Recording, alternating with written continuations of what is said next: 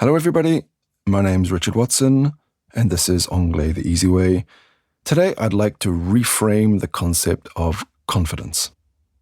It's a behavior you practice, not a feeling you wait for. When you think of a confident English speaker, what do you see? They're relaxed, they make good eye contact, they speak clearly.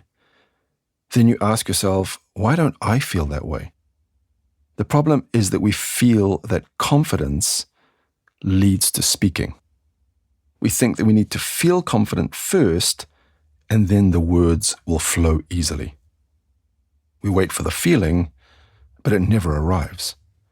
The truth is, we need to flip the equation. It's speaking that leads to confidence. Confidence is actually a side effect of taking action. When you start performing certain actions, your brain changes and the feeling follows.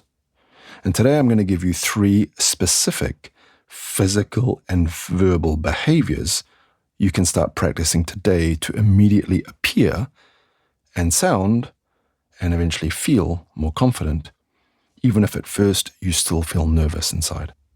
So the old mindset is waiting for the feeling. This confusion comes from tying language skills to personality. We assume the confident person is simply better at languages. And if we're shy, we're out of luck. Too bad. This damaging belief is, I'm naturally a shy person, so I will never be truly confident in English. This is a language learning obstacle, not a personality defect. Stop blaming your personality, because the result is silence and self-sabotage. You stay quiet, waiting until your grammar is perfect or until you stop feeling nervous. The silence reinforces the fear, creating a negative feedback loop. Your brain sees you're silent, so it decides we must be incapable. Here's the reality check. Even native English speakers feel nervous before a presentation or a meeting. The difference is that they've learned behaviors to mask that nervousness, and you need those tools as well. So here's the new mindset: actionable confidence behaviors. Let's focus on faking it until you become it. We're going to focus on 3 simple, practical applications that signal confidence to your listener, no matter how nervous you actually feel. First one, the non-verbal anchor, which is your body. The problem is when you're nervous, you look down, you fidget with your fingers, your shoulders hunch, and this is a sign of doubt, and it makes your voice weaker. So what do? You force yourself to maintain eye contact for most of the conversation. When you speak, stand tall and place your hands firmly on the table or hold them together calmly. A confident body posture sends a signal back to your brain that says, I'm in control. And this simple physical change can reduce your internal anxiety. Behavior number 2, the clear pause using your voice. The problem is when you're nervous, you rush and you use filler words like or ah or like, and it's kind of a sign of panic. And it makes you seem and sound less certain and less confident.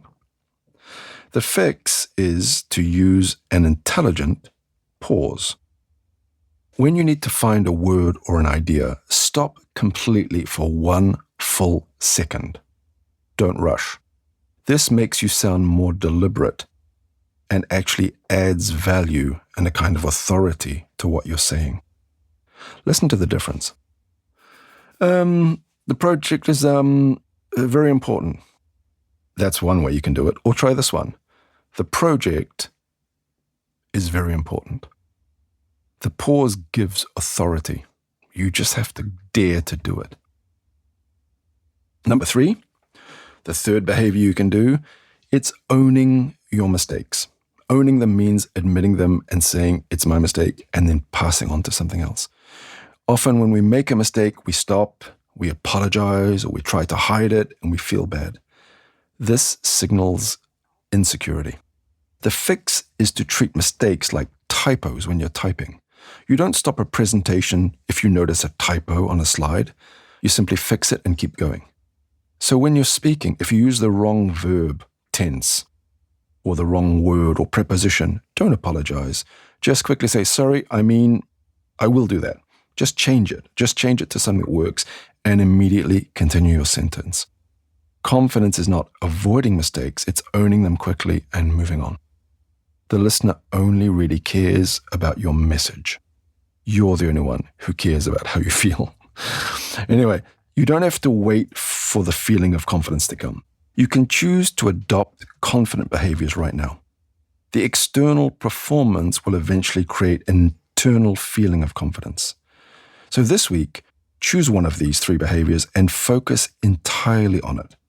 Ignore your grammar, focus on your posture, a pause, or recovering from mistakes. And remember, your greatest power in English is not your vocabulary, it's your willingness to show up. Confidence is simply speaking before you're ready. So start now. Here's your action plan. Let's say this week you commit to practicing the clear pause. The next time you speak English and you need to find a word or you're not sure what to say, don't say don't say don't say bah. Just close your mouth completely, pause for 1 full second, and after the conversation, ask yourself, did the listener wait for me? Was my message still clear? Focus on making the deliberate pause your new habit this week. Anyway, that's enough for this week. I'll catch you next time. As always, don't forget to subscribe.